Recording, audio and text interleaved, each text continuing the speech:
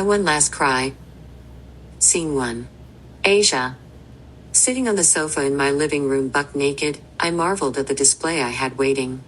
Tonight was gonna be so perfect it was no way Damon could resist me. Not tonight. I was claiming it. The house was clean. Our son was spending the night out with a classmate of his. I cooked his favorite food, fucking pig feet with white rice, collard greens and cornbread. All shit I couldn't stand, might I add, but for him I stomached the smell of that shit. I went and got my nails and toes done his favorite color, purple, which was something else I couldn't stand. Had my eyebrows arched and even went out on a limb and got my lower lips waxed. That shit hurt like a bitch and my bestie laughed my ass out for crying real live tears, but I was willing to try whatever to make this night amazing. I had been planning it for the past 2 weeks. I was nervous and excited and trying to contain myself. This had to work. If it didn't, man oh man, the trouble we would be in. As I heard a car pull into the driveway, I almost fell over myself with excitement. I jumped up and adjusted the volume on the playlist Deyon and Asia had created for this night just as Brian McKnight started to croon what was our song, Crazy Love. I ran into the kitchen, careful not to fall, which was a task considering the only light I had going was those of the candles on the table. I positioned myself on the table, praying the blonde wig I was wearing didn't fuck around and catch fire, with Damon's plate full of favorites directly between my legs. My heart was beating like I had been running a race because I was so nervous. The beating of my own heart in my ears drowned out the sound of him entering our home. But he was here. I knew. I could sense him. I closed my eyes to prepare for him to find me. When he did, the music came to a stop and I could feel the cool air from the ceiling fan spinning above me now that he had turned the kitchen light on. Suddenly, I felt anything but sexy, as I could feel him glaring at me. My stomach started bubbling like I had to shit, and I was praying like a motherfucker that the gas bubbles didn't seep out before I could move his plate from between my legs. I slowly opened my eyes, silently praying that I was just being paranoid, but the daggers shooting me from between his eyes let me know that all was lost. Ava, I swear to God I'm only gonna ask you once. What the fuck are you doing? His voice boomed, causing any response my brain had come up with to get caught up in my throat.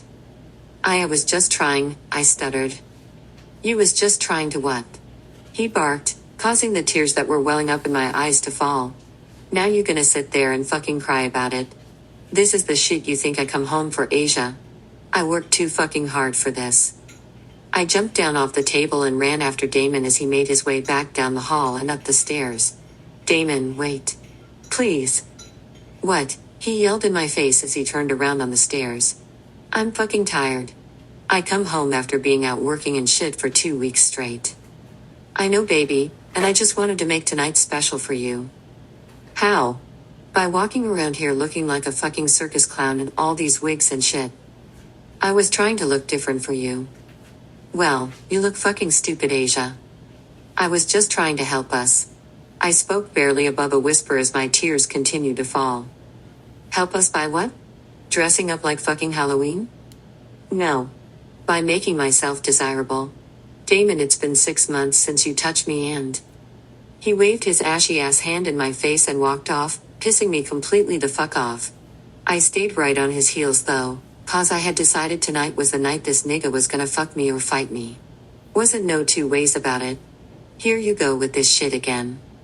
Yes, here I go with it again because it matters, D. Why won't you fuck me? I sobbed as he spun around and pushed me first. Then he grabbed my wig on my head and shook it roughly, almost causing me to fall down the stairs before finally snatching it completely off my head and tossing it to the floor. Is that all the fuck you think about? All you want is to be fucked, Asia. I go out here and work like a dog so you can sit the fuck around and do absolutely nothing all day, every motherfucking day. I have constant headaches, my fucking blood pressure high, I got fucking debt up to my goddamn nostrils because of all these goddamn loans and shit, and all you can worry about is getting the fuck fucked. Damon. You what? Asia, get the fuck on away from me before I do something I will regret. I ain't never hit you before, but I promise to God right now, Asia. Right now, I'm ready to box your motherfucking lips up for you. He walked into our bedroom and slammed the door so hard the pictures on the wall in the hallways rattled. This is what I was afraid of and also tired of. Damon had been my husband for the past 7 years. We were together for 2 years and then one day out of the blue came and told me we were going to the courthouse to get married and that's what we did. In the beginning, I couldn't have been happier. We bought a house, had our son Damon Jr. and life was great for quite some time.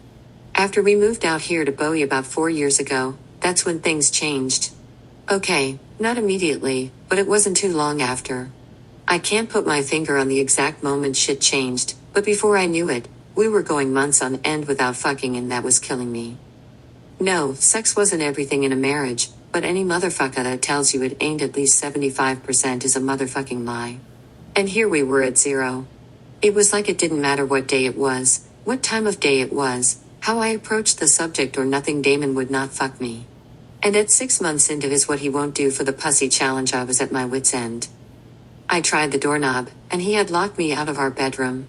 That was the other shit I was like tired of. He could be such a bitch.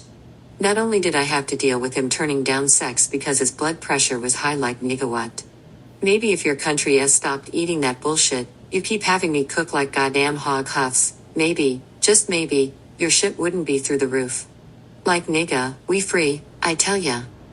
I didn't want to be crying, but I couldn't help it. The tears wouldn't stop falling. I was frustrated sexually and just plain old frustrated with him. I sat on the stairs with the tears continuing to dribble out of my eyes and fall on my uncovered breast. Here I was sitting here butt-ass naked, crying once again because my husband refused to fuck me. I stood up and walked to the ceiling-to-floor mirror that graced the section of wall between our bedroom door and the door to our son's bedroom. Looking at myself from head to toe, it really clicked to me. I wasn't down bad at all. I ran my hands through my shoulder-length brown hair. It was all over my head from him, grabbing my fucking wig and pulling it off. I spent 136 motherfucking USD on that wig just to look different for Kevin Hart's doppelganger tonight. Yet here I stood, staring back at myself through bloodshot red eyes and tracing the tracks of my tear stains. My hands traveled the course of my body, just taking me in, and once again, like I said, I wasn't a bad-looking bitch. So why didn't my husband want me? I wore this 166 pounds well. I know I had put on a few pounds since having our son, but again, they came from having our son. There may have been a stretch mark here and a stretch mark there, but you show me a bitch who ain't got none. It was natural, and being as though I had large breast, I had a few upper body marks when we first got together, so again, what the fuck was his problem? Why didn't my husband want me? Back downstairs on the sofa with my cell phone was where the rest of the chilled bottle of red Moscato and I found ourselves. I was about to put on clothes, but then I said, fuck that shit. I liked my body and was gonna lie around this motherfucker naked as a jaybird until his punk ass liked it too. Like for real, what grown-ass man turns down pussy because his blood pressure is high and his head hurts? Chilling on the sofa, drinking straight from the bottle and cruising Facebook was now my plans for the evening. I don't know why, but I found myself in my high school alma mater group. I had a love-hate relationship with this group. It was good to catch up with all the people I fucked with back in high school, but then I also had to deal with the bitches I didn't like back then. Most I still didn't like now. And the temptation. Yes, the temptation was thick, fucking around in this group. Back in high school, a bitch was what they all wanted. People always talking about brown-skinned bitches this and chocolate bitches that. Well, let me tell you something. Where I went to school, being light skin was the shit. Niggas was so caught up on bitches' skin tones that my darker counterparts got leftover play. Now that we were all grown up, it was interesting to come across some of these niggas' Facebooks and see them with their chocolate wives and baby mamas.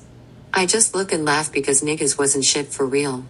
But like one of my other Redbone sister girls always tell them in the group, you can say what you want about how you love a bitch with dark skin nowadays, but what you can't do is uneat this light-skin pussy.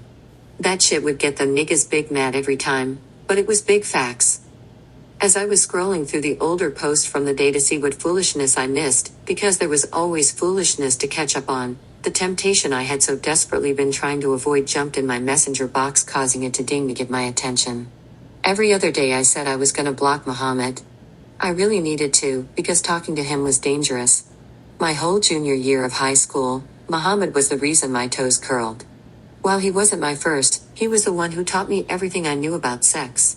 How to arch my back just right to take it all in, how it was important to get ugly when giving a head. He used to tell me that no nigga wanted a pretty bitch sucking his dick.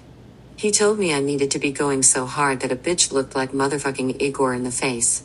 So that's what I did, and I promised I had never had an unsatisfied dick leave my mouth. It was always funny to say a dude taught me how to suck dick, but he did, and it made me a better woman.